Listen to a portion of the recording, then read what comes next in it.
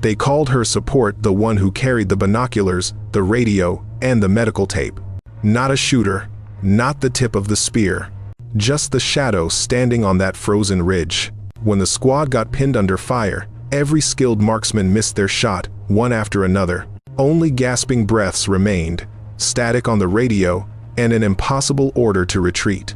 That's when she slowly lay down, opening the bipod of a rifle she'd never been authorized to use, and pulled the trigger. One shot. The entire battlefield went silent. The wind on Kandahar Ridge cut like broken glass, sharp, relentless, unforgiving. At this elevation, the air was thin, each breath burned, each movement required extra effort. Corporal Rebecca Hayes adjusted the radio strapped across her chest. The weight pulled at her shoulders, 23 pounds of communications equipment, plus the rifle, plus the ammunition, plus the medical supplies, plus the batteries, plus the emergency flares. 68 pounds total, more than anyone else in the squad carried. Her eyes scanned the valley below through thermal binoculars. The lenses showed heat signatures in shades of white and gray. Cold rocks, warm air currents, nothing alive. Not yet.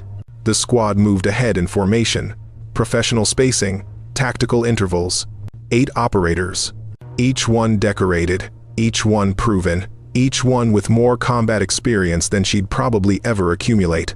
She was number 9. The one who didn't quite fit. Hayes, keep spacing. Staff Sergeant Marcus Vallen's voice crackled through comms. 17 years in special operations, 3 combat deployments, Silver Star recipient. He didn't look back when he spoke to her. Copy, she replied. She stayed 15 meters back. Always 15 meters. That's where support belonged. The terrain rose sharply. Loose shale, frozen earth, wind howling across exposed rock faces. Specialist Derek Paulson glanced over his shoulder, grinning beneath his face wrap. You good back there, Hayes? I'm fine. Need me to carry that radio? I said I'm fine. Just checking. He turned forward again. Wouldn't want our Overwatch assistant getting tired. Laughter rippled through the squad channel. Light banter. Nothing malicious. But the message was clear. Rebecca had qualified as a marksman in basic, scored expert in advanced rifle training, top of her class in tactical shooting. She requested sniper school. Twice. Denied both times. Not because she couldn't shoot. Because the unit already had shooters. What they needed was someone to watch their backs, maintain communications, keep the medical supplies ready. So that's what she became. Master Sergeant Cole Brennan took point. His rifle swept left and right with mechanical precision. 34 confirmed kills, 2 Bronze Stars. Behind him, Sergeant Elias Grant and Corporal Tommy Briggs formed the assault element. Grant, former Marine Scout sniper. Briggs, Army Ranger, multiple tours. Then came Vallen with the squad automatic weapon.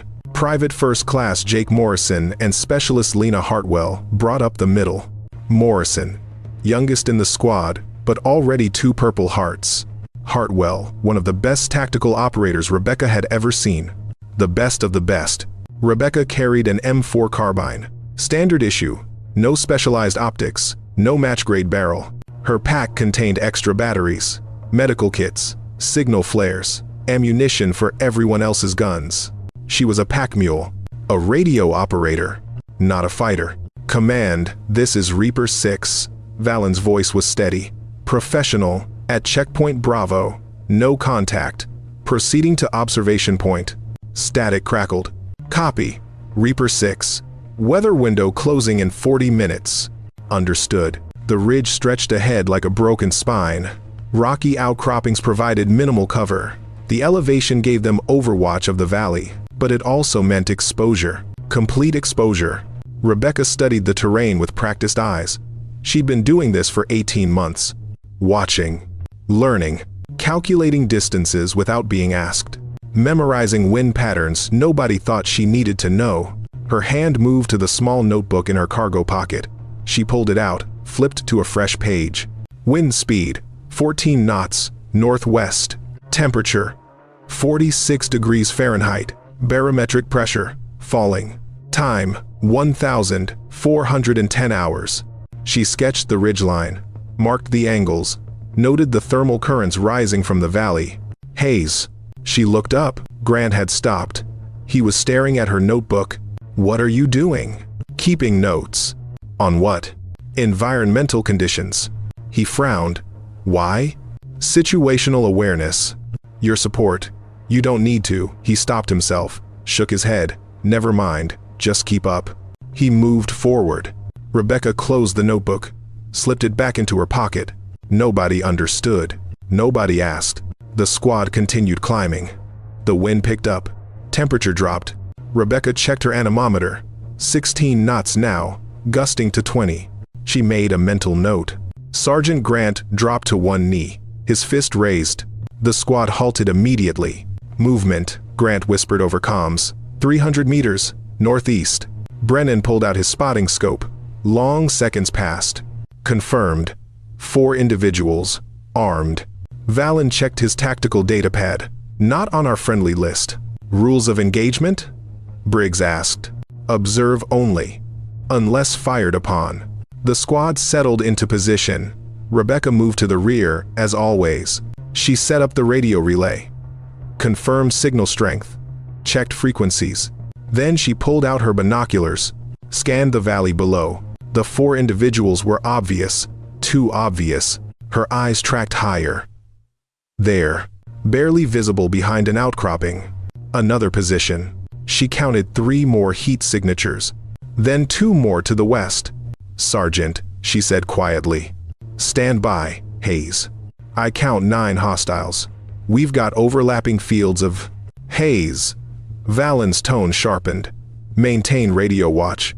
She closed her mouth. The squad focused on the 4 below. Morrison and Hartwell set up a firing position. Grant ranged distances with his laser rangefinder. 312 meters. Wind from the northwest. Elevation advantage. Enemy. Rebecca looked at the ridgeline again. The enemy positions were coordinated, professional. This wasn't a random patrol. It was a trap. And they were walking into it. Reaper 6, this is command. The radio crackled with static. Satellite imagery shows possible compound 2 clicks north. High-value target. Recommend investigation. Copy. Command. Moving now. The squad began advancing again. Rebecca stayed back. She pulled out her notebook again, sketched the enemy positions, marked the angles, calculated fields of fire. 9 hostiles minimum, probably more. Positioned in a semicircle around the observation point.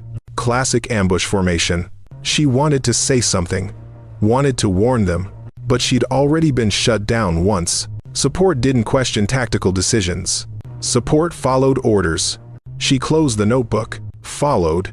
The observation point sat on the highest part of the ridge. Perfect tactical position. Perfect kill box. Rebecca felt it in her bones as they climbed. The terrain funneled them into a narrow approach. Rock walls on both sides. No alternate routes. No escape paths. This doesn't feel right, Hartwell muttered over comms. Stay sharp, Brennan ordered. They reached the crest at 1,425 hours. The valley spread below like a topographical map. The compound command mentioned sat in the distance, barely visible through the haze. Set security, Valen commanded. Morrison and Briggs took positions facing north. Grant and Hartwell covered the approach they'd climbed. Brennan established the observation post. His long-range optics swept the compound methodically. Rebecca set up behind them all, establishing the communications relay. The wind picked up again. Stronger now. She glanced at her anemometer. 18 knots sustained. Gusts to 25. The temperature had dropped 3 degrees in the last 15 minutes. Reaper 6, command. Static washed across the transmission. We're tracking a weather system moving in. Recommend you complete observation and extract within 30 minutes. Understood. We'll be quick. Brennan glassed the compound through his spotting scope. Multiple structures. Possible vehicle activity. Can't confirm hostile intent from this distance. Get what imagery you can, Valen said. Then we move. Rebecca pulled out her binoculars again. That feeling hadn't left. That sense of wrongness. She scanned the surrounding ridges methodically. Southwest first. Clear. Southeast. Nothing obvious. Northeast. Still there. The positions she'd spotted earlier. And now she saw more. At least 12 heat signatures. Maybe 15. Positioned in a semicircle, all aimed at their location. "Sergeant," she said urgently. "Not now, Hayes. We're being surrounded." "Hayes." Valen's voice carried warning. "I need clear comms for command." She bit down her frustration, swallowed the words. Morrison shifted his position. Pebbles skittered down the slope. The sound seemed impossibly loud in the thin air. Everything stopped. For 3 seconds, nothing moved. Then, the world exploded. The crack of a rifle shot echoed across the valley. Rock exploded 6 inches from Morrison's head. He threw himself flat. "Contact!" Valen shouted. 3 more shots. Incoming from multiple directions. "Northeast!" Grant called out. "Southwest too," Briggs added. "West Ridge!" Hartwell yelled. "We're bracketed," Morrison gasped. The squad returned fire. Muzzle flashes bright in the fading afternoon light. Brass casings hit stone. The smell of cordite filled the air. Rebecca dropped behind a boulder. The radio bounced against her chest.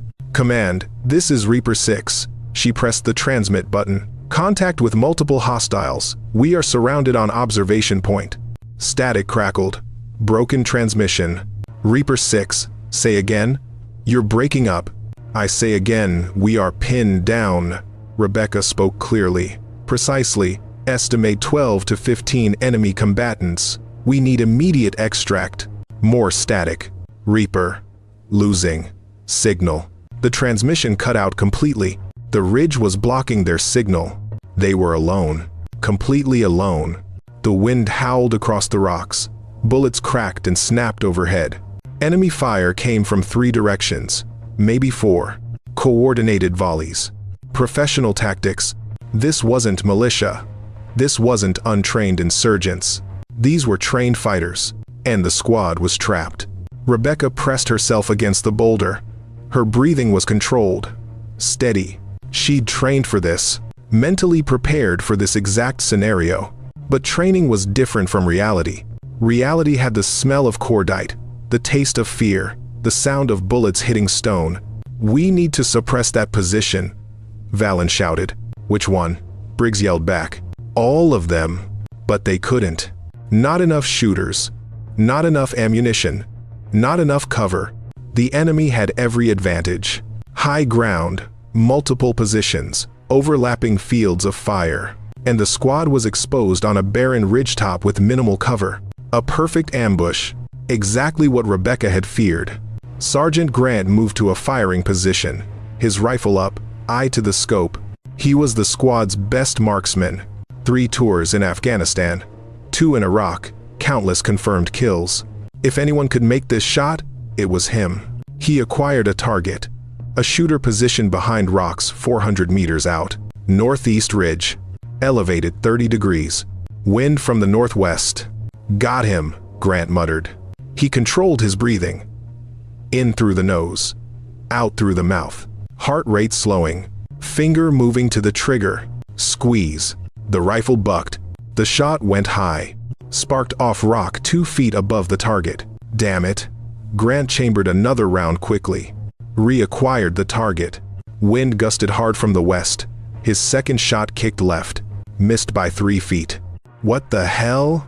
Grant's voice carried confusion. Frustration. Morrison tried next. He shifted to a better angle, aimed at a closer target. Maybe 250 meters. Western ridge. "Engaging," he called over comms. His shot sparked off rock 3 feet from the target. Not even close. The enemy fire increased. More muzzle flashes. More incoming rounds. Bullets cracked overhead. One struck near Brennan. Stone fragments showered him. "I can't get a read," Morrison shouted. "Wind's all over the place." "Adjust and fire," Valen commanded. Morrison fired again. Miss. And again. Miss. "This isn't working," he yelled. Briggs took his turn. He was a ranger, trained in precision shooting. He fired 3 rapid shots. All missed. Wide by margins that shouldn't have been possible. "Something's wrong with these thermals," he shouted. Valen crawled to a better position, his rifle steady despite the chaos. He was the most experienced shooter they had. 17 years. hundreds of combat engagements. He took his time, calculated wind, calculated distance, calculated everything. Aimed, fired. Miss? He fired again immediately. Miss. Something's wrong, Valen said. For the first time, Rebecca heard doubt in his voice. What's wrong? Brennan called. The rounds aren't going where they should. Hartwell tried to flank left. Get a better angle. Immediately took fire. 3 rounds hit near her position. She scrambled back. Can't move. They've got us locked down. The enemy had perfect positioning. Multiple elevation advantages. They were firing down at the squad, using the terrain perfectly. Every angle of approach was covered. Every potential escape route was under observation. Grant fired 4 more times. 4 more misses, each one closer than the last. But still not good enough. The thermals, Morrison shouted over the gunfire. Rising air from the valley, it's throwing off our trajectory. Then adjust for it, Brennan ordered. I am adjusting. Morrison's voice cracked. It's not working. The squad's confidence was cracking, fracturing under pressure. These were men and women who'd operated in the worst conditions imaginable. Afghanistan, Syria, Iraq, the Horn of Africa. They didn't miss. They didn't fail. But here, on this frozen ridge, their skills meant nothing. The environment had betrayed them. Physics had betrayed them. Rebecca pressed herself against the rock. Her radio was useless. Broken signal. She watched the chaos unfold. Grant trying desperately to land a hit, his face tight with concentration. Morrison burning through ammunition, magazine after magazine.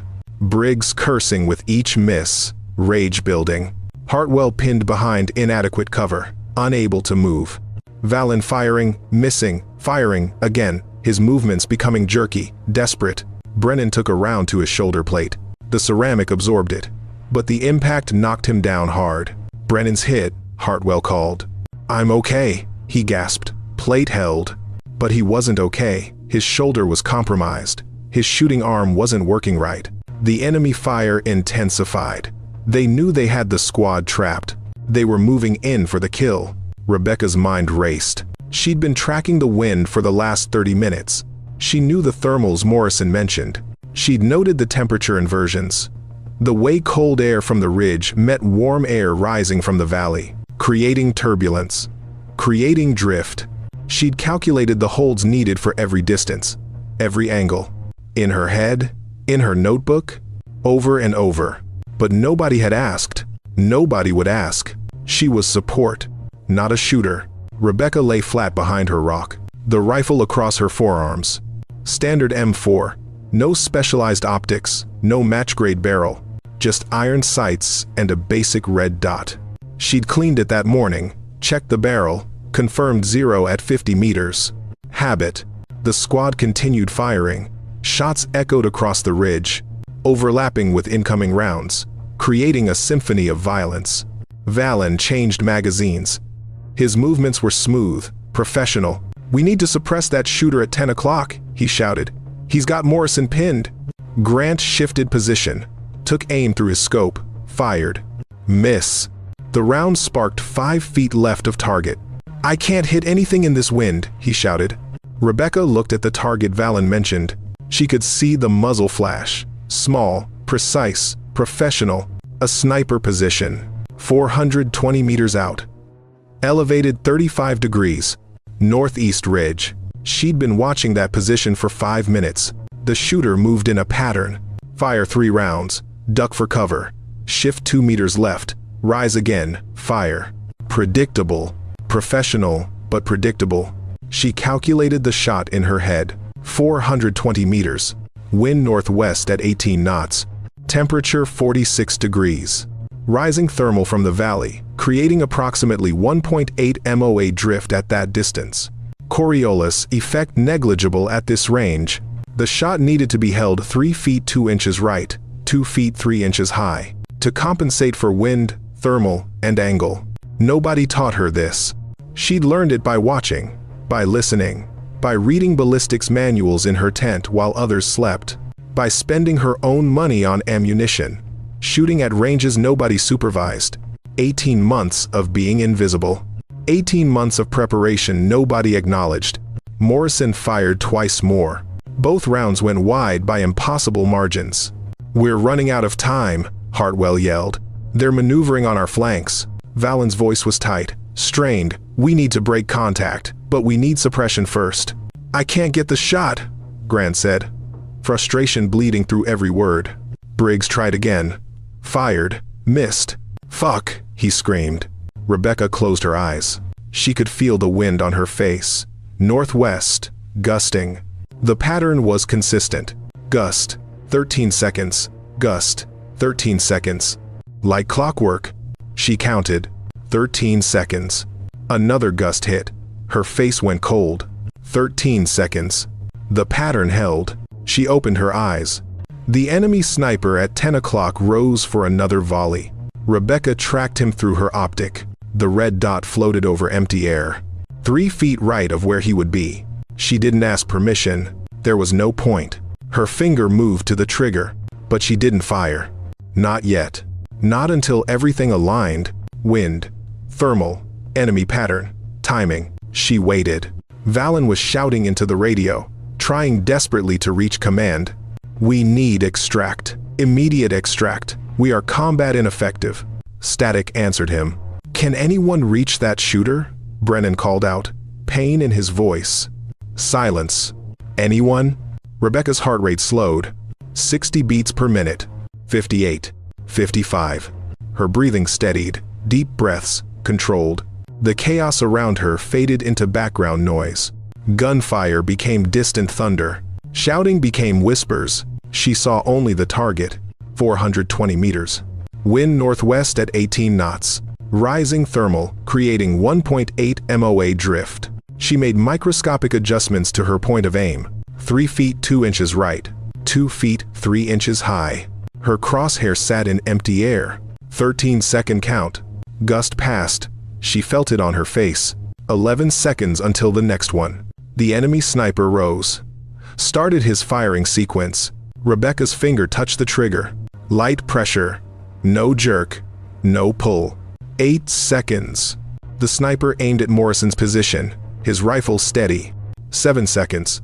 Rebecca's crosshair sat in empty air 3 feet right of the target. Every instinct screamed to move it, to aim at the target, but she trusted the math. 6 seconds. Trust the calculation. Trust the wind. Trust the preparation. 5 seconds. The sniper's finger moved to his trigger. 4 seconds. Rebecca exhaled slowly. Half a breath, no more. 3 seconds. Squeeze. Don't pull. Squeeze. Who can still shoot? Valen's voice cut through the gunfire. Raw with desperation. Stripped of professionalism. The squad was pinned. Ammunition running critically low. Options exhausted. Grant tried one more time. His face was red. Sweat despite the cold. He fired. The round went high again. Sparked off rock. "Negative!" he shouted back.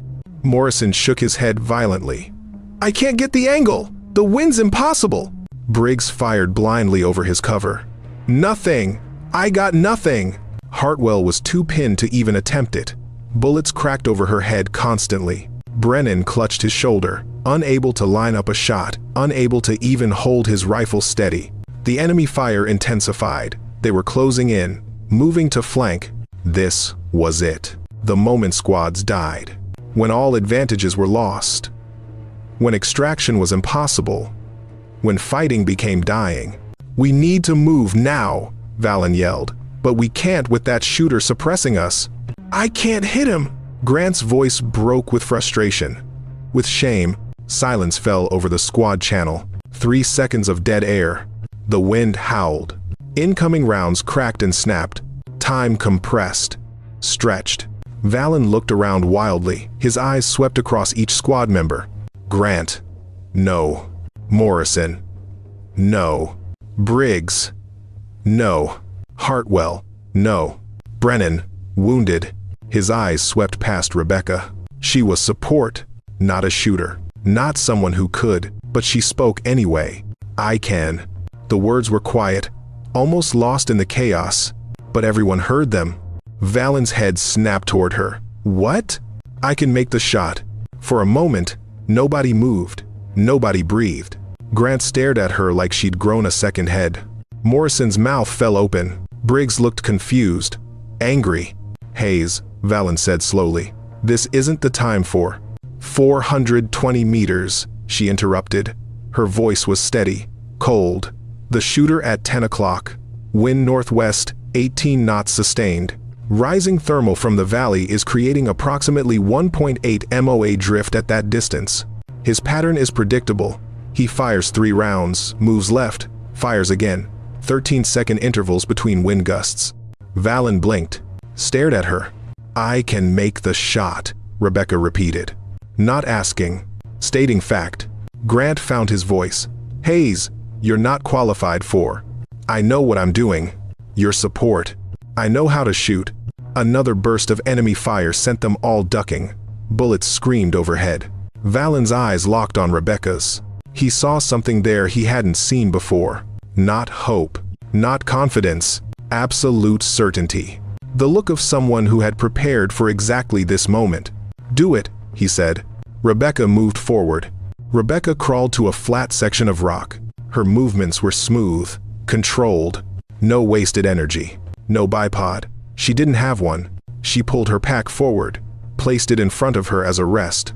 The M4 settled onto the pack, stable but not ideal. She adjusted the pack. Added her rolled jacket underneath. Better. She checked the rifle again, chamber loaded. 1 round. Safety off. Red dot optic bright and clear. Behind her, she heard Grant whisper to Morrison, "This is insane." Maybe it was. Maybe they were all about to die because the support corporal thought she could make a shot that expert marksman couldn't. She pulled her notebook from her pocket, opened to the page she'd been updating all day. Wind speed, 18 knots, NW, gusting to 25. Temperature, 46 degrees Fahrenheit, dropping. Elevation differential, 35 degrees. Distance to primary target, 420 meters. Thermal draft, rising from valley floor. Wind pattern, 13-second gust intervals. Target pattern, 3 shots, 2 meters left shift, 3 shots. She'd been preparing for this shot for months. Just in case she was ever needed. Rebecca raised the rifle, settled into position. The enemy sniper at 10 o'clock was ducked behind cover. Counting his interval, she had maybe 20 seconds before he rose again. Her left hand adjusted the rifle's cant, a slight angle to compensate for the slope. Her right hand found the grip naturally, finger resting along the trigger guard. Not touching the trigger yet. Not until the moment. She pressed her cheek to the stock, the familiar pressure, the familiar angle. The red dot appeared in her vision, bright against the gray rocks. She aimed at nothing, at the empty air 3 feet right of where the sniper would appear. Hartwell whispered urgently, "He's moving." "I see him," Rebecca said. Her voice was flat, emotionless. The sniper was repositioning, 2 meters left, just like his pattern dictated. He was about to rise. Rebecca checked the wind on her face.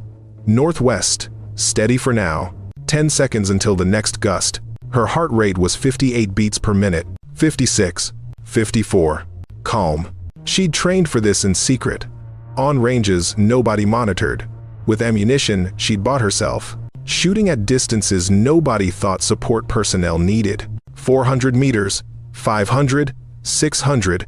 All those hours of practice. All those calculations scribbled in notebooks. All that doubt. All that dismissal. It came down to this moment. The enemy sniper began to rise. Rebecca's breathing slowed. Inhale through the nose. Full breath. Hold. The target appeared above the rocks, head and shoulders visible, 420 meters away. Her crosshair sat in empty air, 3 feet right of him. Every instinct screamed to move it, to aim directly at the target, but she trusted the math, trust the preparation. Exhale. Slow, controlled, half a breath out. The wind held steady. 8 seconds until the gust. The sniper raised his rifle toward Morrison's position, getting ready to fire. 7 seconds. Rebecca's finger moved to the trigger. Light pressure, feeling the break point. 6 seconds. The thermal rose from the valley, invisible but real, measurable. 5 seconds. Her muscles relaxed completely. No tension, no fighting the rifle. 4 seconds. Take the shot, Valen whispered. 3 seconds. Rebecca blocked him out. Blocked everything out. 2 seconds. There was only the target. The wind. The math. 1 second. Everything aligned. Wind. Thermal. Pattern. Timing. She squeezed the trigger. The rifle bucked against her shoulder. The report echoed across the ridge. Sharp. Final. 420 meters away. The enemy sniper jerked backward. His rifle fell from his hands. Tumbled down the rocks. He dropped behind cover. Didn't rise again. The battlefield went silent. For 3 seconds, nobody moved. Nobody fired. Enemy and friendly forces both frozen. Then enemy fire resumed. But scattered now. Disorganized. Panicked. Their best shooter was down. Their leader was dead. Holy shit, Morrison whispered. She got him. Hartwell breathed. Valen didn't hesitate. Training took over. Grant, Briggs, suppress, left. Morrison, Hartwell, provide cover fire. We're moving now. The squad erupted into action. Without the primary sniper pinning them, they could maneuver. They could fight back. Grant and Briggs laid down suppressive fire on the left positions. The enemy ducked, their rhythm broken. Morrison and Hartwell fired controlled bursts, creating a wall of suppression. Move, Valen ordered. Leapfrog back. Go. Brennan hauled himself up. Clutching his wounded shoulder, Briggs grabbed his arm, helped him down the ridge. The squad began to retreat. Proper tactical order, covering each other. Rebecca stayed in position, providing overwatch. She chambered another round. Smooth, automatic. Another enemy fighter appeared on the northeast ridge. Trying to reposition, she tracked him calmly through her optic. 400 meters. Wind steady. No thermal adjustment needed at that angle. Exhale. Squeeze. The rifle bucked. The fighter dropped. Hayes just got another one, Hartwell shouted. The enemy fire decreased significantly. They were pulling back now. Retreating. Keep moving, Valen called. Hayes, fall back. Rebecca took one last look through her optic. The enemy positions were emptying, fighters scrambling away from the ridge. They hadn't expected this kind of resistance. They'd lost their commander. The sniper she'd dropped first. Without leadership, without their best shooter, they were breaking contact. Running. Rebecca slung her rifle, grabbed her pack, followed the squad down the ridge. Her hands were steady. Her breathing was normal. She'd made the shots. 2 confirmed kills. When every qualified marksman in the squad had missed. When the best shooters in the unit couldn't compensate for wind and thermals. She'd done it. The support corporal. The one nobody asked. The one nobody believed. 15 minutes later, they reached the extraction point. A small plateau. Better cover. Defensible position. The squad collapsed behind rocks, gasping, checking ammunition, treating minor wounds. Valen looked at Rebecca. She looked back. Neither spoke. What could be said? Morrison broke the silence. His voice was shaky.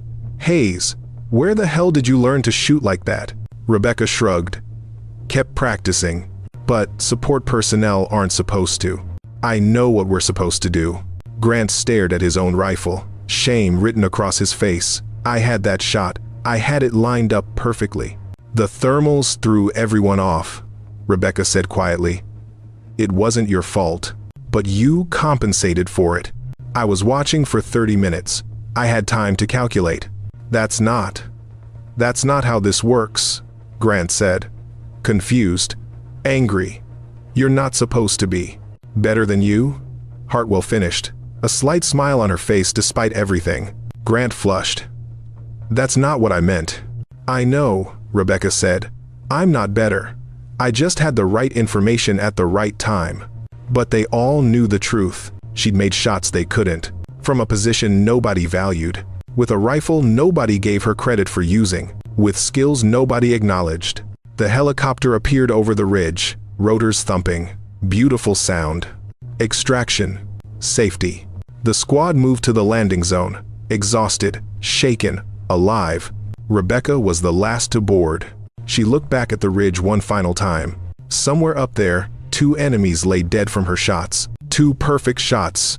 When it mattered most, she'd saved her entire squad, and nobody had thanked her yet. The flight back to base was silent except for rotor noise. The steady thump-thump-thump of blades cutting air. Brennan sat with his shoulder bandaged. A medic had checked him on the bird. Bruised, not broken. Ceramic plate had saved his life. The others stared at the helicopter floor, processing, trying to understand what had just happened. Rebecca sat in her usual spot, the back corner, away from everyone else, where support belonged. Valen kept glancing at her. She could feel his eyes. Questions forming, doubts crystallizing. When they landed, the squad moved through debriefing mechanically. Standard questions, standard answers, names, equipment, ammunition expended, casualties, enemy contact. Rebecca reported her shots. 2 confirmed hits, distances approximately 400 to 420 meters. Standard M4 carbine with red dot optic. The debrief officer paused, looked up from his notepad. Your support, Corporal? Yes, sir. And you're qualified for long-range marksmanship? No, sir. His eyebrows raised. Then how did you? I kept practicing, sir. On my own time. The officer looked confused, wrote it down anyway. 2 confirmed kills with a standard carbine at over 400 meters. Unqualified shooter. He shook his head. That's unusual. Yes, sir. In the armory, Rebecca cleaned her rifle. Field stripped it, wiped down each component, applied fresh oil. The barrel was warm. 2 rounds through it in combat. 2 perfect rounds. Morrison approached. Hesitant. Awkward. Hey, she replied. Didn't look up? That was, thank you. Just doing my job. No. He shook his head. No, that wasn't your job. He paused.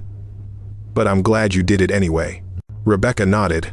Morrison walked away. One by one, the others approached. Briggs, you saved my life. I won't forget that. Hartwell, I'm sorry I ever doubted you. That was incredible. Grant, I owe you. We all do. Each conversation was brief, awkward. They didn't know how to process this. Their hierarchy had been shattered. The person they'd dismissed. The one they'd relegated to the rear. The one they'd never taken seriously. She'd proven more capable than all of them when it mattered most. Valen found her in the mess hall that evening. She was sitting alone, eating MRE pasta, reading a book. He sat down across from her, his tray untouched. We need to talk, he said. Okay. You should have told us you could shoot. Rebecca looked up. Would you have believed me? Valen started to respond, then stopped. He wouldn't have. We put you in support because you had enough shooters, Rebecca finished. I know, and you were right to do it. The squad needed someone on Overwatch, someone on comms, someone to carry the extra gear. I understood my role, but you prepared for more. I prepared to be useful when needed. Valen studied her, really looked at her for the first time. How long have you been training? 18 months. Since I joined the unit. Why didn't you request reassignment? Try out for sniper school again? I did, twice. Both requests denied. Rebecca smiled slightly. Because the unit already had shooters. Didn't need another one. The irony hung between them. Heavy. Uncomfortable. I'm putting you up for marksman qualification, Valen said. And I'm writing a commendation for those shots. What you did today was extraordinary. You don't have to. Yes, I do. You saved this squad. That deserves recognition. Rebecca nodded slowly. But she saw the look in his eyes. Recognition would come. But something else would come first. Questions, doubt, politics. The after-action report landed on Colonel Harrison's desk 3 days later. He read it once, frowned, read it again. Then he picked up his phone. Staff Sergeant Valen, he said, I need clarification on something. Your report states, enemy neutralized by squad fire enabling tactical withdrawal. But your individual statements tell a very different story. Silence on the line. The colonel continued. Corporal Hayes made those shots, 2 confirmed kills at over 400 meters with a standard M4 carbine, iron sights, saving the entire squad from a coordinated ambush. His voice was measured, Cold. That's not squad fire. That's exceptional marksmanship under extreme duress by an unqualified shooter. Yes, sir, Valen said quietly. So why does the official report bury it? Another pause. Longer this time. Sir, there are complications. What complications? Hayes isn't qualified as a designated marksman. She's support personnel. If we highlight her actions, it raises questions about why she was in a position to take those shots in the first place. Because your qualified shooters couldn't? The colonel's tone was sharp. Yes, sir. The colonel leaned back in his chair, stared at the ceiling. Let me understand this. A support corporal, completely unqualified for precision shooting, makes 2 perfect shots that save your squad. Shots that multiple expert marksmen missed. And you want to write it off as team effort? Sir, if command sees that our shooters failed while support succeeded, it makes the unit look weak. The colonel finished. Yes, sir. So instead of giving credit where it's due, you're burying Hayes' accomplishment to protect everyone else's reputation. I wouldn't phrase it that way, sir. How would you phrase it? Valen had no answer. The colonel sighed, rubbed his temples. I'll approve the report as written. But Valen, this is wrong. You know it's wrong. Yes, sir, I do. Then why are you doing it? Because, if I don't... Valen's voice was barely audible. Hayes becomes the soldier who made us all look incompetent.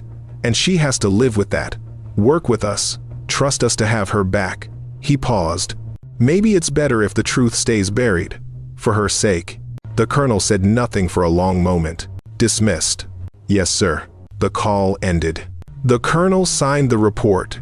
Official record. Enemy neutralized by squad fire during tactical withdrawal. No individual commendations. No recognition. No truth. Rebecca heard through Morrison. He came to her that evening, angry. They buried it, he said. The whole thing. Your shots, your saves, everything. Rebecca was sitting on her bunk, reading. She looked up calmly. I know. You know? Morrison's voice rose. And you're okay with this? What choice do I have? You could fight it, file a complaint, make them acknowledge what you did. And then what? Rebecca looked at him steadily. I become the corporal who made the squad look bad, who showed up the sergeants, who proved that maybe the people in charge don't actually know best. She shook her head. I don't want that. You deserve credit. Maybe. But I also have to live here, work here, trust these people with my life every day. She closed her book. Sometimes keeping the peace is more valuable than being right. Morrison stared at her. That's not fair. No, it's not. Don't you care? Doesn't it bother you? Rebecca thought about that. Really thought about it. Did she care? Of course, she cared. But not enough to destroy the fragile trust she'd just built. Not enough to make her daily life unbearable. I care that 8 people came home alive, she said finally. The rest is just paperwork, politics, ego. Morrison left, still angry, still righteous. Rebecca lay back on her bunk, stared at the ceiling. The official report would say they survived through teamwork and tactical excellence, through coordinated fire and proper procedure. It wouldn't mention her, wouldn't acknowledge the hours of preparation, the secret training sessions, the calculations scribbled in notebooks, the shots nobody else could make. She'd saved them all, and history would forget it. That night, she wrote in her notebook, Mission, Kandahar Ridge Observation. Date, redacted. Distance, 420 meters. Wind, 18 KTNW. Target, enemy sniper. Confirmed kill. Result, squad extraction successful, 0 casualties. Official record, nothing. Actual result, everyone lived. She closed the book, placed it under her pillow. Maybe that was enough. Maybe saving lives mattered more than receiving credit. Maybe. 4 years later, Fort Benning, Georgia. Staff Sergeant Rebecca Hayes was running a marksmanship training exercise. She'd been promoted to sergeant 6 months after Kandahar Ridge. Then Staff Sergeant 18 months later. Her record showed steady competence in support and training roles. Nothing exceptional. No combat awards. No special recognition. Just solid performance. But the soldiers who'd served with her knew differently. Word traveled in quiet conversations, in knowing looks between veterans, in stories told late at night. The story of Kandahar Ridge became a legend told in whispers. The support corporal who saved an entire squad.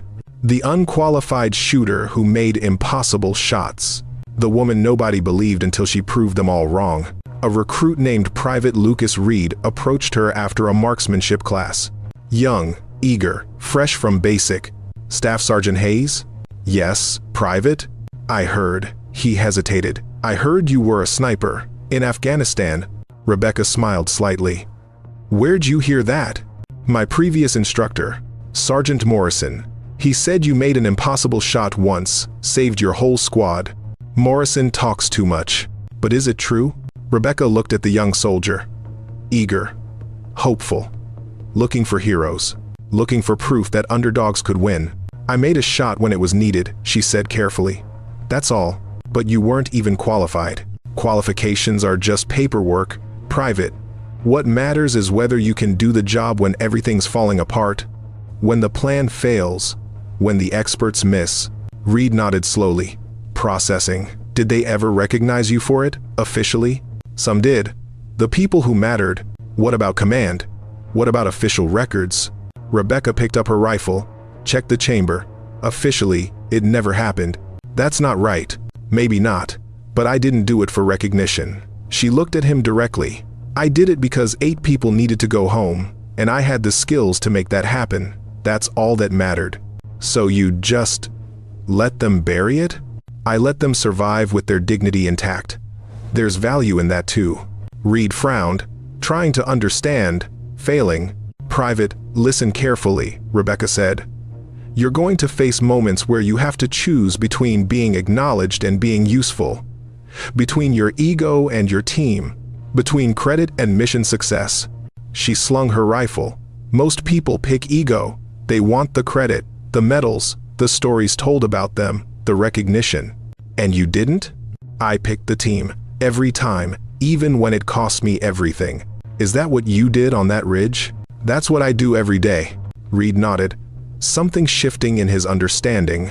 One more question, Staff Sergeant? Go ahead. If you had to take that shot again knowing you'd get no credit, no recognition, nothing official, would you still do it?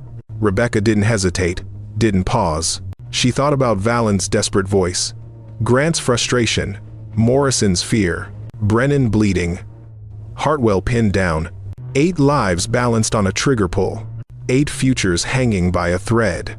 Because someone had to, she said simply. And I could. Reed saluted, walked away. Rebecca watched him go. The official record would never change. Kandahar Ridge would remain a footnote in squad operational history. Her name wouldn't appear in any commendations for that day. No medals, no awards, no recognition. But somewhere, 8 soldiers were alive. 8 families stayed whole. 8 careers continued. 8 people woke up every morning because she'd been ready when nobody expected her to be. Because she'd trained when nobody watched. Because she'd prepared when nobody believed. Because she'd done the job nobody thought was hers. Maybe that was recognition enough. She turned back to the range. New recruits were learning to shoot. Learning to miss. Learning to compensate for wind and distance. Learning that sometimes, the person who saves you isn't the one with the title. Isn't the one with the qualifications. Isn't the one everyone expects. It's the one who prepared in silence. The one who calculated in shadows. The one who refused to accept limitations. The one they called just support. Until one shot changed everything. And even then, she stayed in the back. Where support belonged. Where she could see absolutely everything. And be ready for the next time someone needed her. Rebecca Hayes smiled to herself. Let them forget the official record. Let them bury the truth in paperwork and politics. She'd remember. She'd remember the wind on her face, the rifle against her shoulder, the moment of perfect alignment. She'd remember saving 8 lives. And when the next impossible moment came, and it would come, because it always came, she'd be ready again. Because that's what she did, every single day. Not for medals or glory. Not for recognition or praise.